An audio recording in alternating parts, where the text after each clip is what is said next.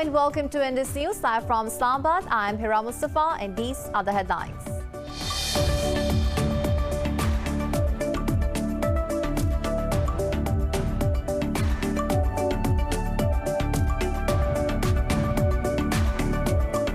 The International Atomic Energy Agency says Iran intends to start enriching uranium to 20% purity level.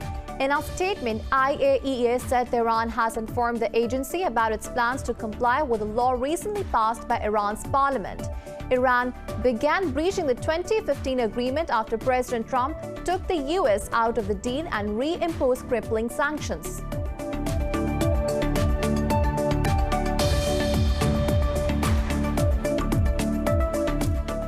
In India, protesting farmers have warned of shutting malls and petrol pumps in the Haryana state if the January 4 talks fail.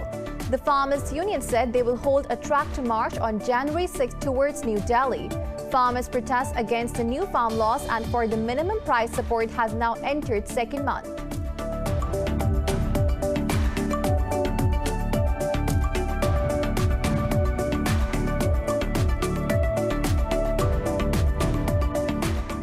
China says its relationship with the US has reached a new crossroads. In an interview, Foreign Minister Wang Yi said the US policies have harmed the interests of both countries. He urged the US to respect social system and development path chosen by China and learn lessons to resolve the conflicts.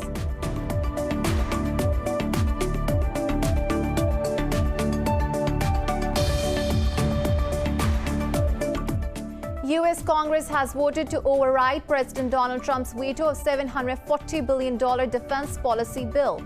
The Senate voted 81-13 for the National Defense Authorization Act after House also overwhelmingly voted against the bill. The override marks the first during Trump presidency.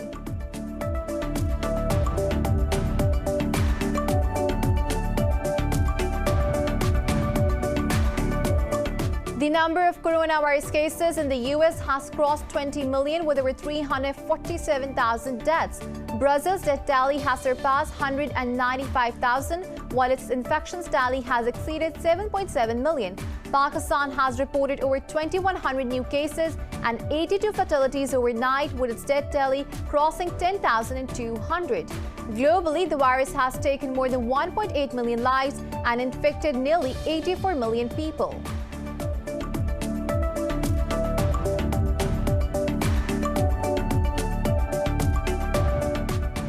And in football, Manchester United beat Aston Villa 2-1 in their Premier League face-off. Bruno Fernandes' 61st minute penalty secured decisive lead for United. With this win, United have joined the Premier League leaders Liverpool with 33 points.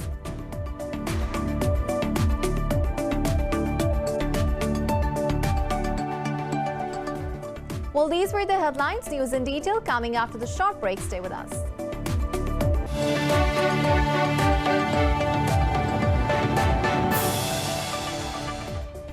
Welcome back, and now the news in detail. The International Atomic Energy Agency says Iran intends to start enriching uranium to 20% purity level.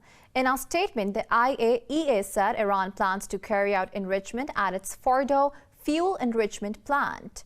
The IAEA said in its letter of intention to the agency, Tehran has not specified when the enrichment activity will take place. The agency added this enrichment level will be a major breach of the 2015 nuclear deal, which binds Tehran to enrich only 3.67%. The IAEA said Tehran has informed the agency about its plan to comply with a law recently passed by Iran's parliament.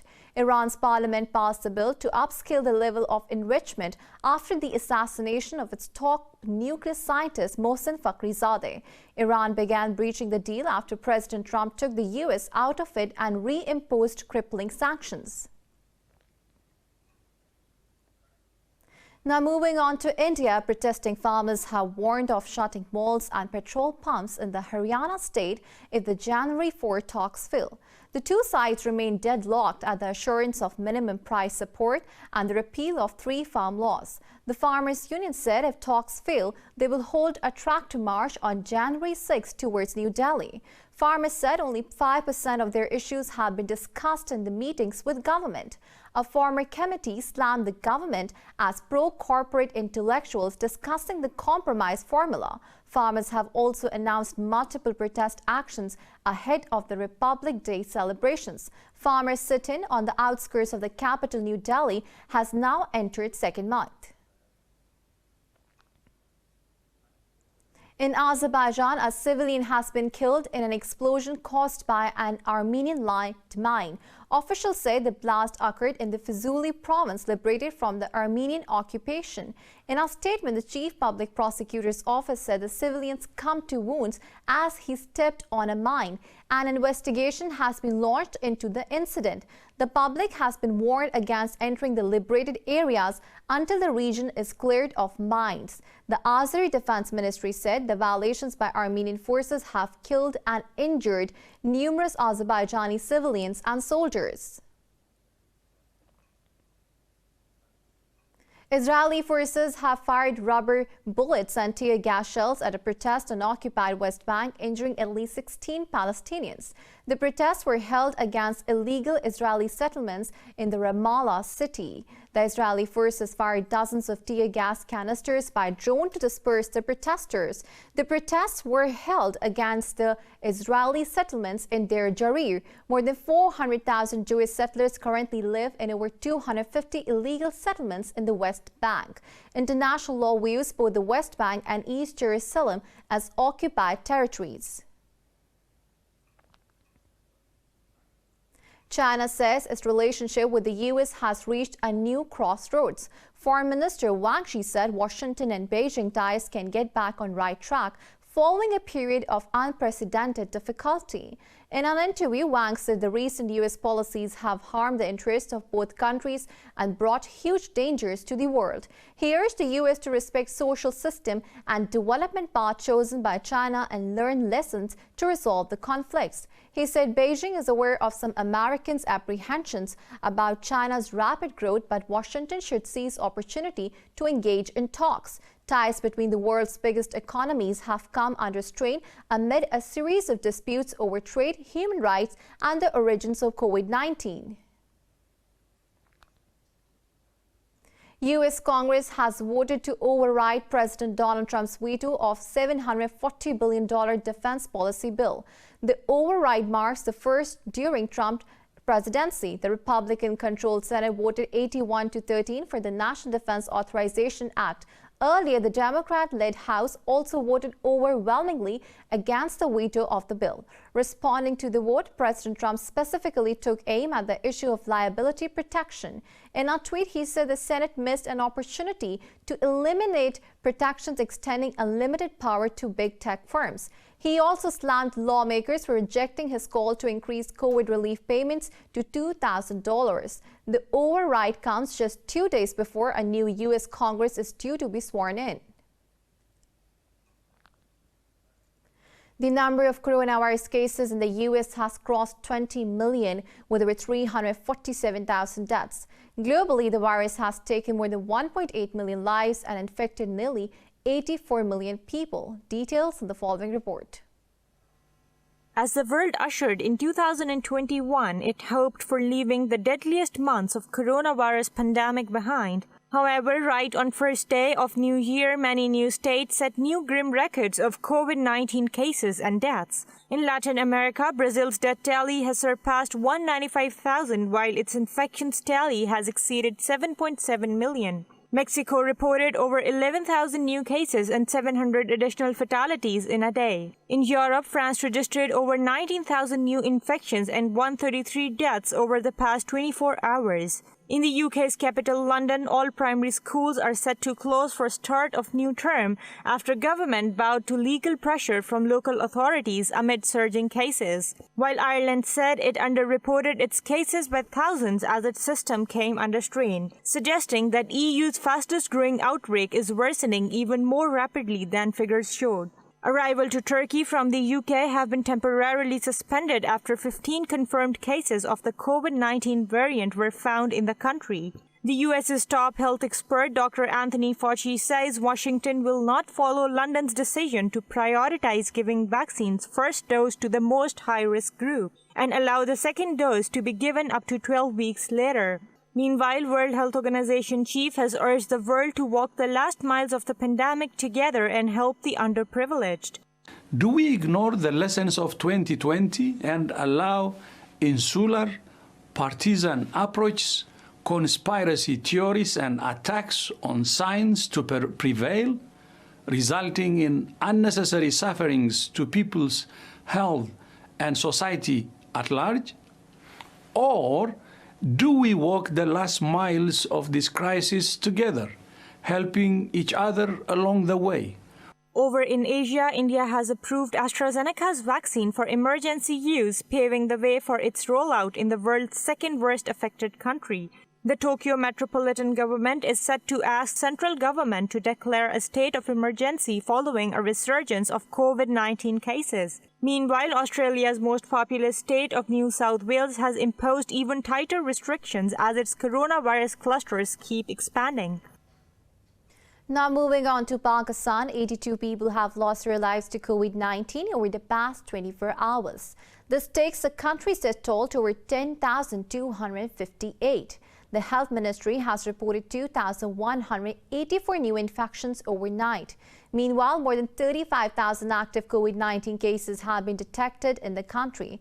The ministry says out of over 484,000 countrywide cases, more than 438,000 people have recovered. The ministry said over 216,000 cases have been detected in the Sindh province, while Punjab has reported nearly 139,000 cases. Pakistan's Prime Minister Imran Khan says his country is facing an international conspiracy targeting the Pakistan Army.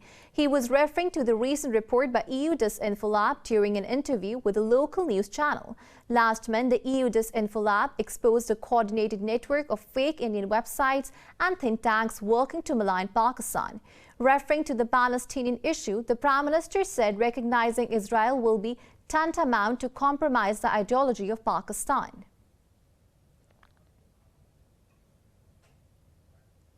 In Afghanistan, the Supreme Court has sentenced to death Mohammad Adil, the mastermind of the Kabul University attack. 5 facilitators of the attack have been sentenced to various jail terms on charges of treason and cooperation with ISIS. In November 2020, 22 people were killed and over 40 others wounded after 2 gunmen attacked the university.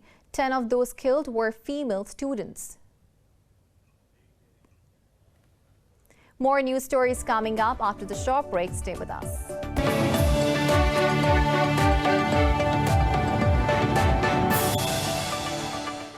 Welcome back. In the U.S. state of Georgia, over 3 million ballots have already been cast in the runoff race for 2 crucial Senate seats. The election on January 5th will decide which party controls the 100-member chamber. The turnout figures compiled by U.S. Elections Project indicate strong voter interest. According to the project, the early votes amount to 38.8% of total registered voters in the state. Republicans will retain their slim majority in the Senate if they win one or both the seats. If Democrats win both the seats, the Senate will split 50-50, giving Vice President-elect Kamala Harris the tie-breaking vote. A U.S. federal judge has rejected a lawsuit from a Republican Congressman Louis Gohmert. The lawsuit sought to allow Vice President Mike Pence to reject Electoral College votes on January 6th.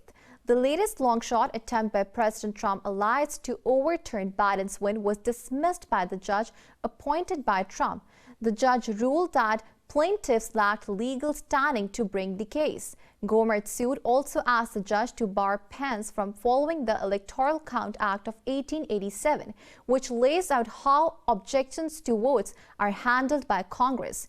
U.S. Congress is set to meet on January 6 to certify President-elect Biden's win over Trump. The U.S. has added a Cuban bank to its restricted entities list, alleging it has links with Cuban military. State Department said Banco Financiero International's profits helped fund Cuba's interference in Venezuela. In a statement, Secretary of State Mike Pompeo said the move will prevent Cuban military from benefiting from financial transactions. The placement of BFI on the list bars U.S. companies from making direct financial transactions with it. Cuba's Foreign Minister Bruno Rodriguez rejected the move as a punitive measure. In a tweet, he said it aimed to tighten Washington's blockade against Cuba. Since taking office, President Donald Trump has rolled back a detente with Cuba pursued by the Obama administration. In Ethiopia, a National Human Rights Commission says security forces have killed over 75 people during the ethnic unrest in June and July 2020. Nearly 200 were injured during the unrest in 2 months last year. In a report, the Commission said overall 123 people have been killed and 500 injured in one of the worst outbreaks of ethnic violence. It said some victims were beheaded, tortured, and dragged in the streets by the attackers. The Commission said the actions are systematic attacks against civilians, leading to crimes against humanity. It says civilians were attacked inside their homes by individuals and grouped culprits. The report said over 6,000 people have been displaced and 900 properties looted, burned, or vandalized amid unrest. The worldwide death toll from the aviation incidents has risen in 2020. A report by a Dutch consulting firm has said the number of crashes fell by more than 50%. Aviation consulting firm 270 said 40 plane crash incidents last year killed 299 people, whereas in 2019, 257 people died in 86 incidents. The decline in crashes came amid a sharp drop in flights due to the coronavirus pandemic. More than half of the deaths were the 176 people who killed in a Ukrainian plane shot down by Iran in January 2020. The second deadliest incident was the May crash of a Pakistan airliner, killing 98. Aviation had its safest year in 2017 with only 13 deaths in top 2 turboprops accidents but no fatal crashes of passenger jets. Rescuers have found a body in a search for 10 missing people after a landslide in southern Norway. Talking to media, a spokesperson for the Norwegian Energy Directorate said the landslide has been a quick site. She added this is the largest landslide in recent times in Norway. Officials said the Swedish specialist team has been helping the rescue operation, while police said more than 1,000 people have been evacuated from the affected region. It said another 10 people have also been injured in a landslide in the residential area of Gjerdrum municipality. Prime Minister Erna Solberg said her thoughts went out to the victims' family and to those missing ones. From the highways to the skies, Pakistan's world-famous truck heart has gone airborne. More on the evolving art in this report. Pakistani truck art is one of the country's best-known cultural exports. Paintings on wide-ranging themes with vibrant color palettes have inspired galleries and prompted stores all over the world to sell miniatures. After decorating the Pakistani highways for decades, the art is now set to grace the wings, tails, and cabins of aeroplanes, as the Flying Academy is painting a 2-seater Cessna aircraft with a colorful technique. As I mentioned, we have 8 aeroplanes, and we have planned some library or another for different aeroplanes, and these are ideas with regards to promoting the tourism for the country and promoting the software image.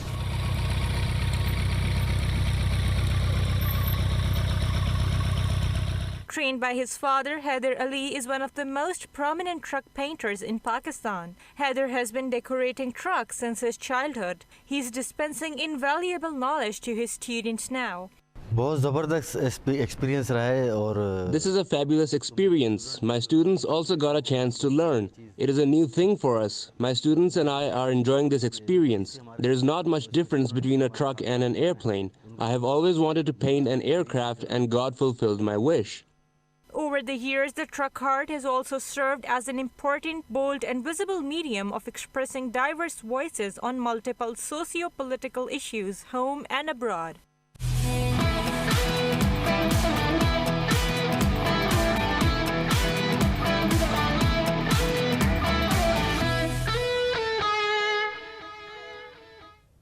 Now moving on to the sports stories. In football, Manchester United beat Aston Villa 2-1 in their Premier League face-off.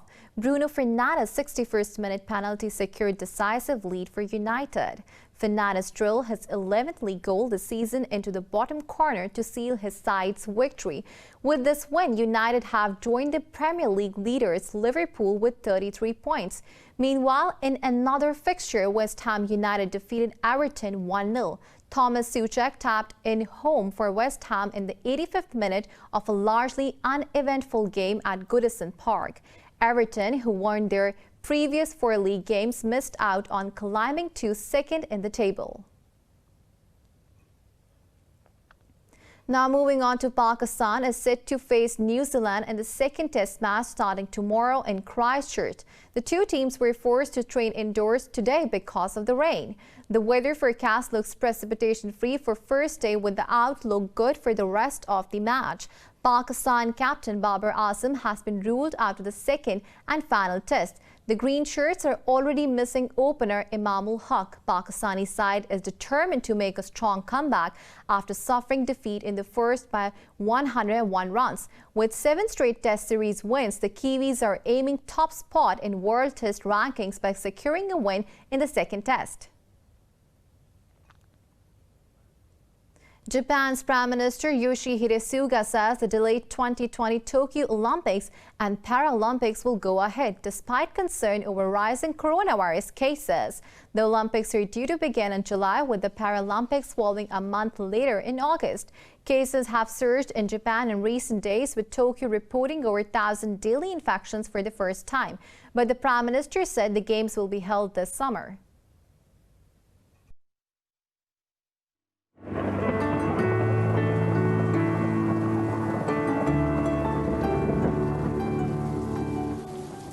Now it's time to have a look at the weather update across the globe.